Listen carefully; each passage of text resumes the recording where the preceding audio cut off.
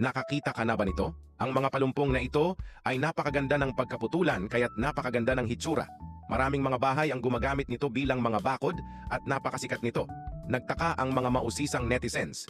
Bakit hindi gawing mas mataas ang mga bakod na ito at gawing 5 hanggang 6 na metrong taas na berdeng pader?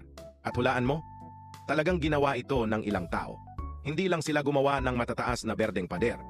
Napakataas nito kaya't kailangan ng mga hardinero ng hagdan para putulin ito. Ngayon, narito ang nakakainit na tanong. Anong uri ng halaman ang kanilang ginagamit? Paano ito maaaring lumaki sa napakamalawak na lugar, maging napakataas at mapanatili pa rin ang density ng dahon pagkatapos putulin? Lumalabas na ito ay isang mabilis na lumalagong evergreen conifer. Hindi ka makakagawa ng pader gamit lamang ang 1 o 2 puno.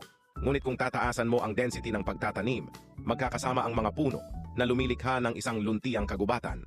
Sa wakas, sa regular na pagpuputol